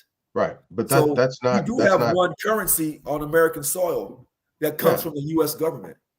Right. But I'm saying just because there's a predominant currency doesn't mean that you have to give up all sovereignty, if that makes sense. We only have one currency. Right. So before the EU, oh gosh, the Brits had the pound. They still do. Mm-hmm. Germany had Deutschmark. So every country in Europe had their own currency. The EU was to bring more unity, almost so like it's like America. We have 50 states, but the dollar represents all 50 states. Okay? So the EU was trying to mimic the dollar by saying we're going to have one currency to help all the countries in Europe become more unified. But some countries didn't want that because they was giving up their sovereignty by adopting the EU, not keeping their own currency. Okay. I think it's a bit of a stretch to say they were giving up their sovereignty by adopting it. I think that's where the disconnect is, because they weren't giving up their sovereignty. That each country still represents themselves wholeheartedly. Yeah, just like UK just backed out of the whole EU deal. They came out of the block. Yeah, but that's because we still have different states' laws, right? But you're controlled by one currency. I'm not disagreeing with that. We're controlled by the same currency, but every state still has different laws. Even if you look at gun laws, states are different when it comes to gun laws. Although Yeah, the but federal that doesn't government, matter. That well, doesn't well, matter. well, then if one currency is the definitive action that removes sovereignty, that would have to matter. No, because when you go to the U.S. stock market, you don't care what state you're in. You're going by the U.S. dollar. You're not going by no other world currency. In fact, our currency is so dominant. That waddle thing. What happened? Can I get that waddle thing? Oh yeah.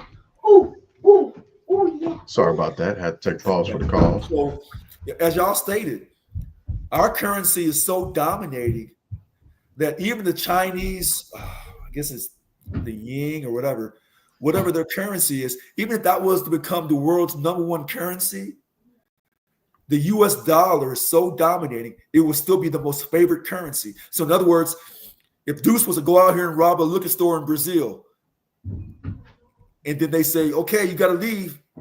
And so he runs away from Brazil with his stolen money. And he goes to Switzerland. And they say, well, hey, you want to keep this Brazilian money that you stole? It's traceable. He says, no. Let me go on and convert it to the US dollar.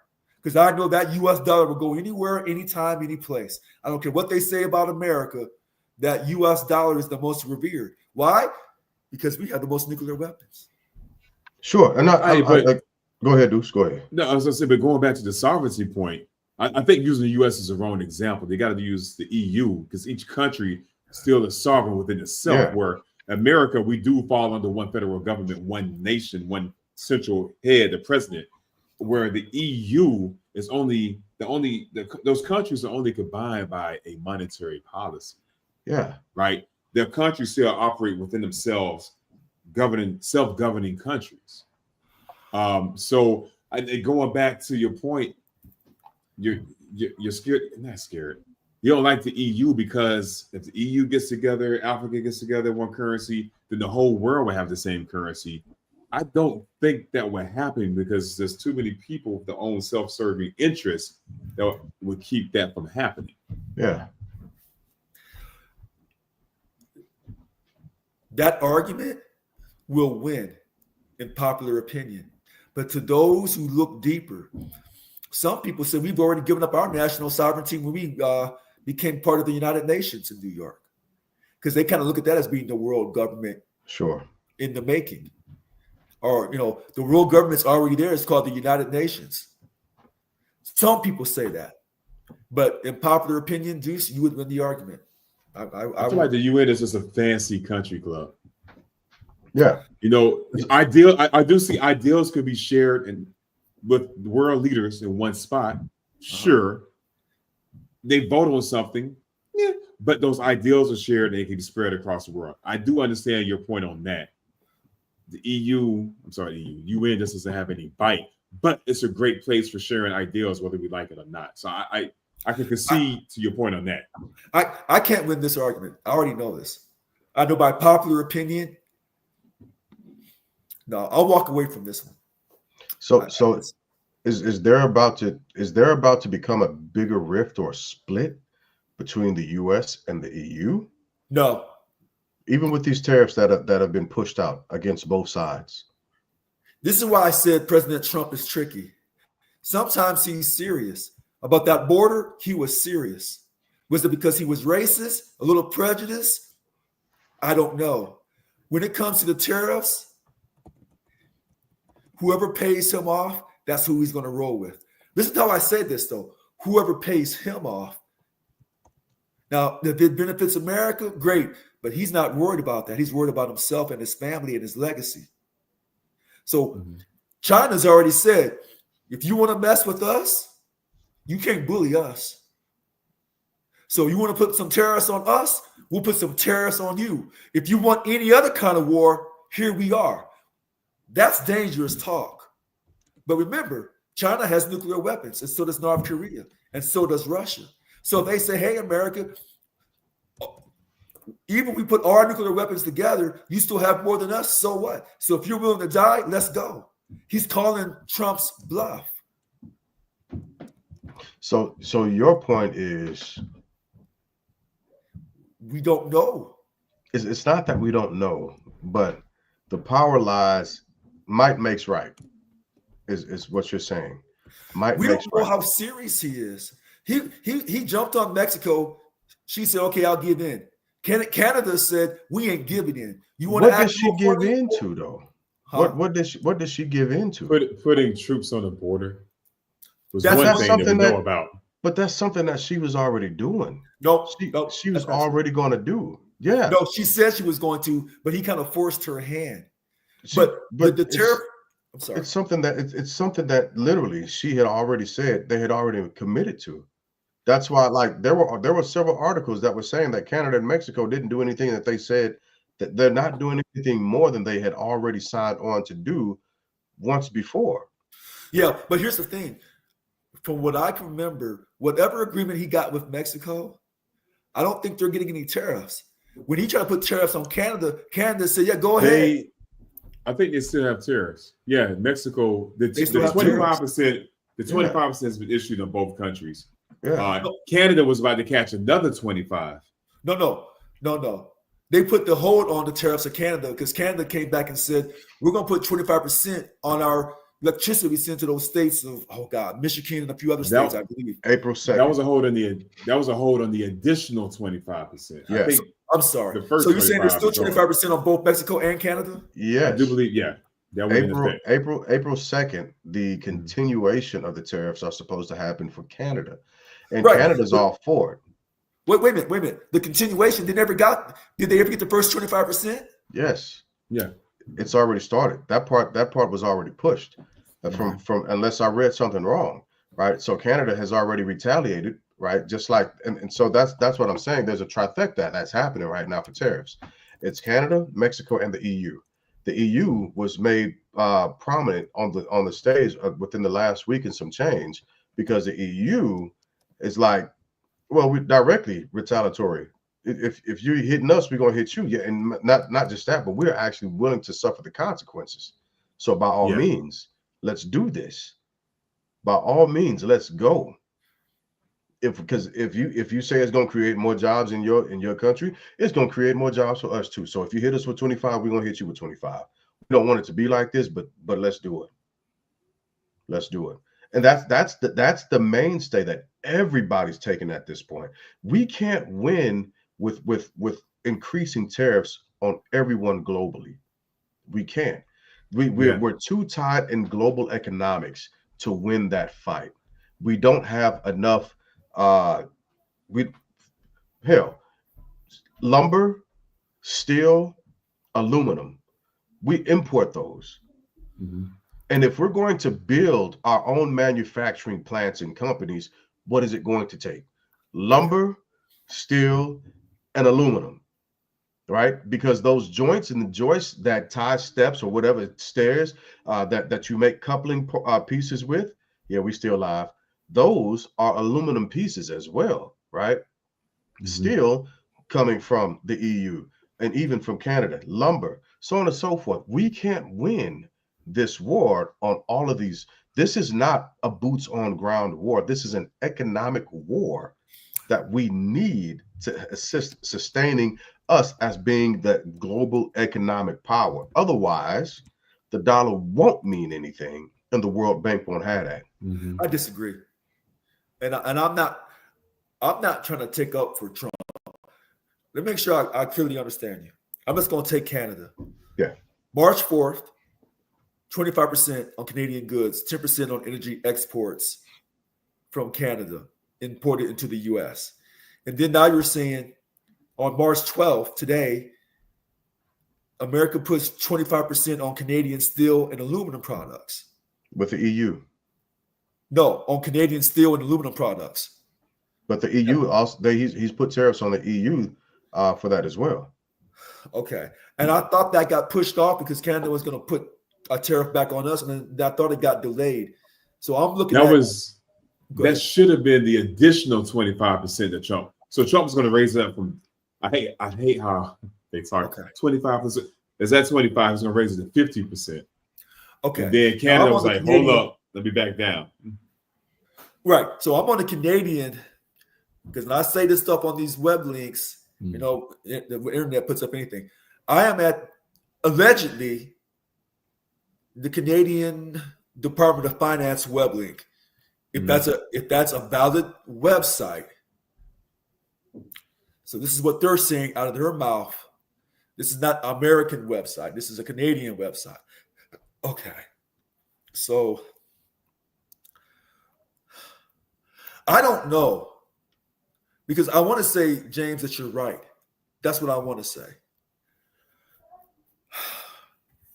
We can't win this tariff war the way we're entering it. And like I said before, go ahead. No, we're going back to the divorce, man.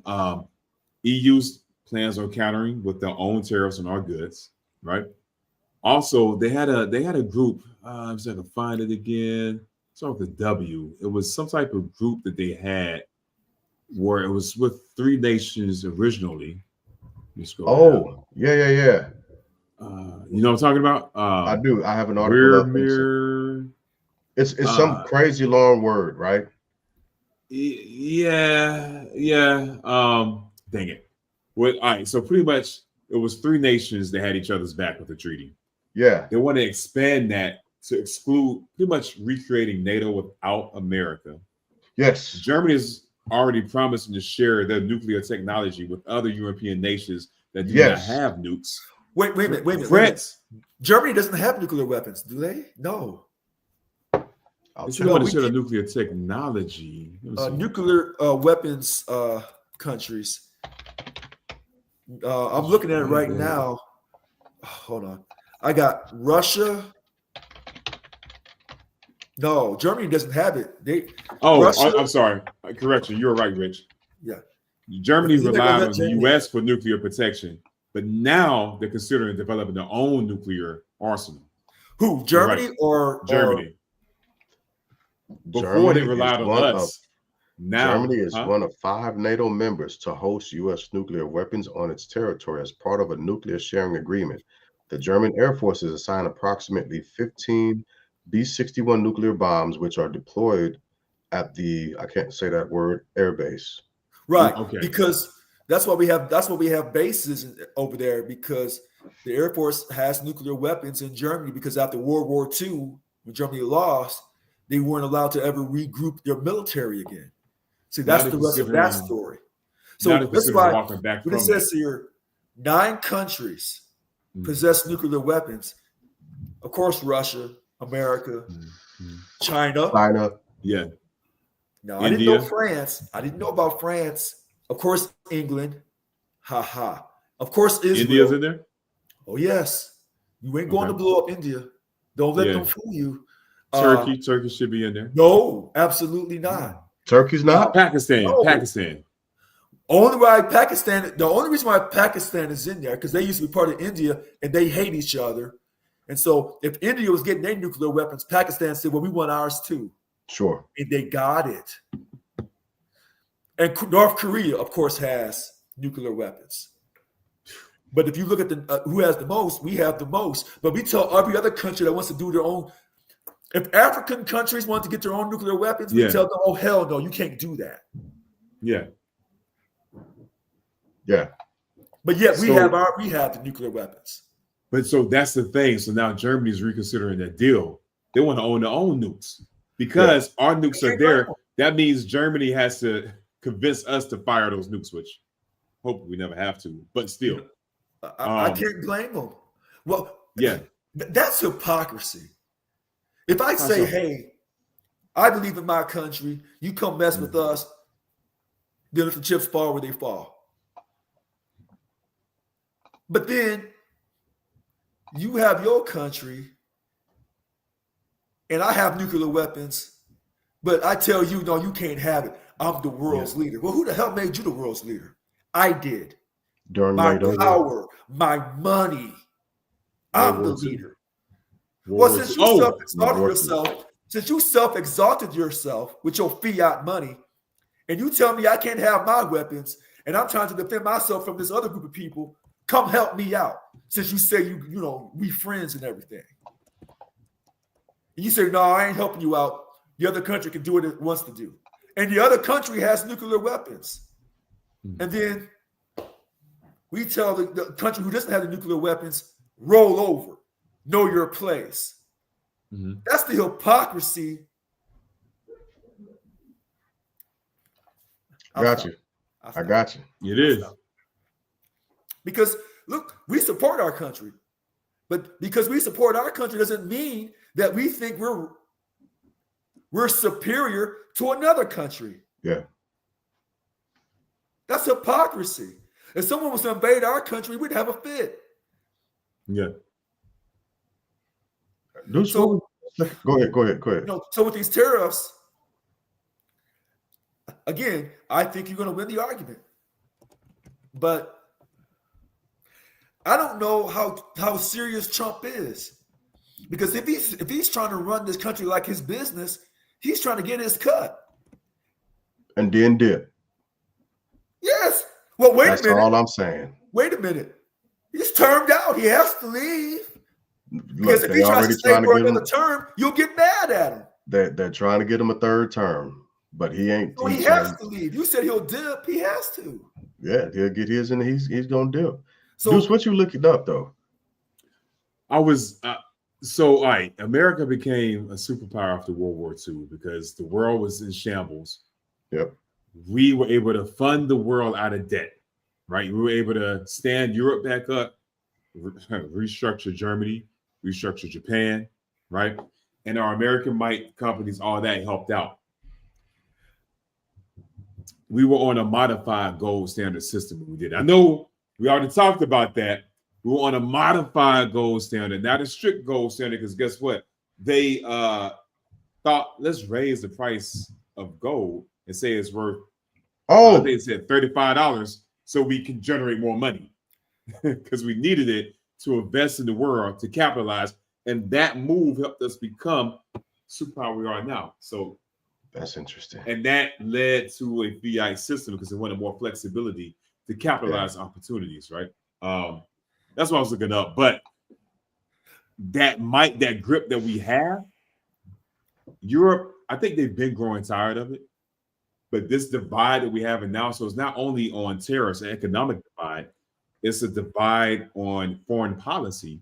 Because as we mentioned in the last episode, we're voting with Russia, North Korea, and I'm not going to count Belarus. They're just a child of Russia. So Russia and North Korea, right? First time we ever voted alongside those party lines for those two countries. I'm going to say in a while. I have to research when the last time it happened. Europe is like the outsider now. We pulled back. We froze funding for the Ukraine. I think Congress released a federal judge ordered it to be released. Ordered it to be released, but has it been released? No, not yet. It has not. So there's no date. There hasn't been a date put on it.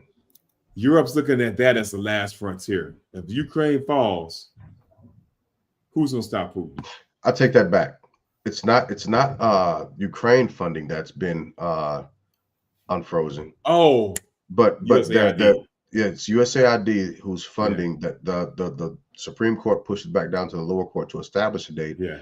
However, Marco Rubio and his counterpart did state that they have unfrozen the funds to Ukraine because they think that they can reach a ceasefire. Here's what I see. Yeah, it is a good idea to let Germany have their nukes again, because why would we be hypocrites? We're not hypocrites. Because we're America. So if we have nuclear weapons, why can't another country have nuclear weapons? Because we don't like the way we don't like where they are. That's why. But that's being self-righteous. We don't do that. Because when you act like that, we're a Christian country, one nation under God, indivisible. Wait a minute.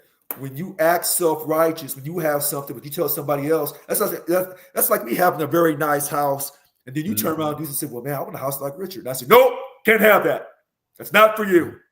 That's BS. That's self-righteousness. That's something that type of attitude comes from Europe when they created America. We want freedom, but they brought over some other people to do all their work. See, that's that European. Some Europeans have that type of self-centered, egotistical, self-serving attitude, selfishness. and they believe in economics. There's a scarcity of resources to go around. Well, so we gotta. Let me ask you this: every great company has one CEO, right? One person to answer to. Every football team, you have the answer to that head coach. There has to be a pinnacle point where decisions are made. The buck stops there, correct? For all successful companies and teams. Can we agree on that? No. Oh, okay. I listen. You know why? What company or team is successful that has two equally powered heads? I'm listening. Wait a minute. If you say a corporation, the CEO should have the power, but oftentimes it's the chair of the board that has the power. It's the board. The board is a mechanism. How that corporation is set up. A board is a mechanism to try to keep the CEO in check, but yes, the CEO has more power than the board. Not necessarily. It depends. Who runs the company? It depends on the setup of the company. Trust me, I'm in this position right now. I'm living this nightmare.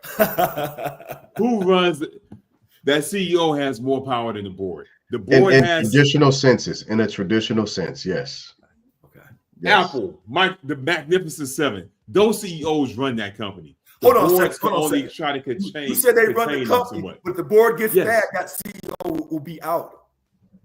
The board was mad at Uber CEO for eons. Couldn't get him out.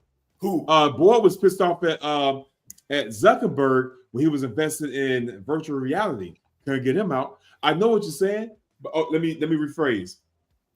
I always venture to say that the CEO has more power than the board. The board can be dangerous, but the CEO has more power. Direct power, yeah. Direct power. Let me ask you a question. If you really believe that, how did the CEO get to the company? The board approved it. Okay, but that doesn't change the statement that the CEO still has more power. I'm telling you this firsthand. I'm going through. You better look at that bylaws and policy file. I'm gonna tell you that. That I know.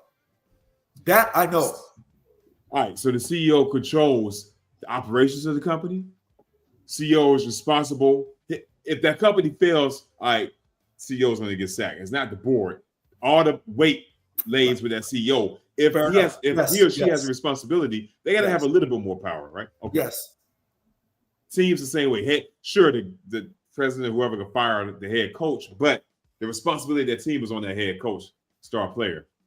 If the world is a stage, America is the CEO. America is the head coach.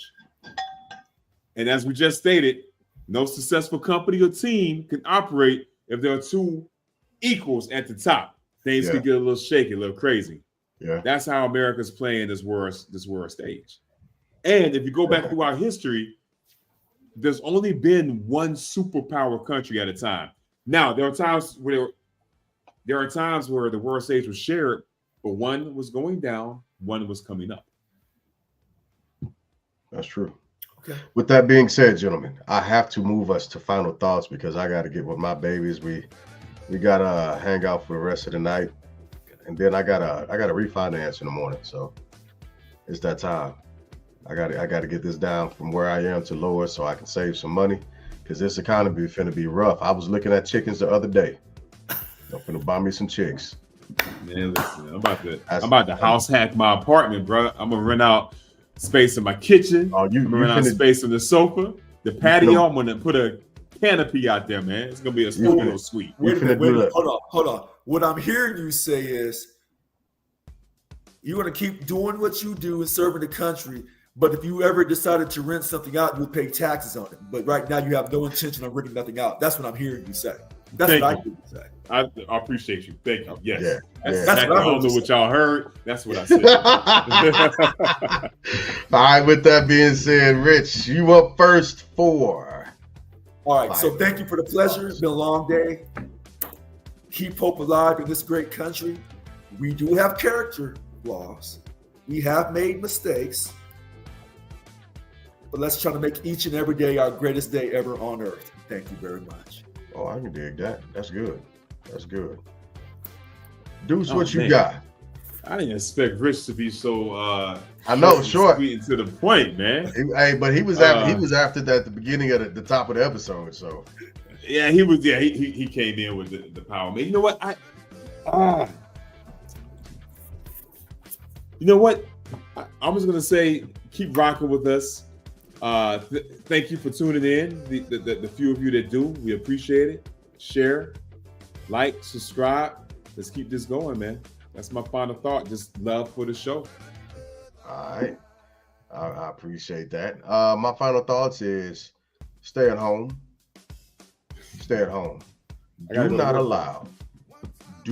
allow all this tomfoolery to get your moral sense up in a tizzy and get locked up and become the scapegoat of America yet again. Don't do it. Stay at home. Feathers are going to be ruffled. There's going to be great push to get us out in the streets. We can't afford to do it. Hell, Missouri is introducing legislation to send the local police departments back to the state. And if you don't understand the history about Missouri, Missouri was the last slave state of the Union. While being a part of the Union, they still had slaves. Don't go out in these streets to protest. If you're going to protest, do it online. Come on the Family Bloodline podcast and talk to us about it. But don't get out in these streets. Don't allow your righteous indignation to land you up in a cemetery or in somebody's prison. Don't become the scapegoat. This is not our fight at this point. This is not our fight, not the way they're trying to push us to fight. We have to become smarter and move strategically through these streets. We've got to navigate this with caution. Be very cautious with how we're doing this. Everything that we want to do does not have to be publicized. Every fight that we're fighting does not have to be mentioned. Become strategic. Understand the difference between tactical and strategic level fighting and engagement. Don't go out in these streets. If they want somebody to become martyrs, allow them to do it this time. We've already had dogs sicked on us. We've already had fire hoses turned on us. We've already had our buildings blown up. Don't become that again. We know what that history is. We know the outcome. This ain't our fight like that. If you want to fight, position your dollars in a different way. Organize your money. Organize yourselves. Organize your communities. Get a common vision, get a leader, and push forward like that. Don't get out in these streets. It's not finna be worth it. It's not finna be worth it. It's a scapegoat tactic, and if you can't read through it, you're gonna fall victim to it. So please, do not become a victim of what's about to be happening. We know how these rules are. We know this country. If nobody else does. So I just want to say something. That was my final thoughts. That's in line with it. Mahmoud Khalil. Y'all heard about him? No. Long story short, he is a Syrian refugee that's here, permanent status, green card. Yes. Peaceful protests. Columbia University got arrested by ICE. They were going to deport a permanent resident of the U.S. They want to deport him because they didn't like what he was saying. They called it anti-Semitic. Quick question. When he was doing his protest, the words that came out of his mouth, was those words all peaceful? Good point. I'm going to go back and look at this.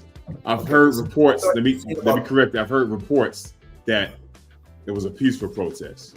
No. But if we're taking a certain standard, right? Regardless of what's being said, you can't blame people's actions on what he's being said. I mean, there was a whole group of people that went down to a building and rioted, right, with our representatives in it, and according to everybody else, he wasn't responsible for that. Call it an insurrection, call it angry protesters, whatever you want to call it, but he still had the freedom of speech to say whatever he wanted to say. That's a First Amendment right. My question is, can we maybe talk about that next week? And then Absolutely. Can we make a promise that we'll pull the transcript? Yes. Of what Trump said, because he said it peacefully. He said to protest peacefully, but raise hell or something, but do it peacefully. And can we try to find a transcript of Mahmoud Khalil when he was doing his protest, Can we pull the transcript of his exact words? Yes. Okay. Yeah, absolutely. That. We ain't even got to meet next week. We know what we finna look at. I'm about to add it to the Discord. Yes, thank you for saying that. And for everybody that's going to be listening to this on Spotify, Apple Podcasts, Google Podcasts, all the other podcast platforms, we do have a Discord. I failed at it because I don't know how to use Discord intelligently. So Deuce is squaring away the Discord lines as we speak. So with that being said, hit us up on Discord because we'll be doing stuff on Discord as well. Also, we are looking into vendors for hats as well as other swag to be pushed out. So storefront coming soon. I'm working on that, and I'll get that up and going and pushed forward. Gentlemen, anything else? That's all I got. All right. Well, with that being said, like we say all the time, thank y'all for coming out and hanging with us. You could have been anywhere else in the world. Some of y'all were, but you came back anyway, and I appreciate that. So again, God bless and good night.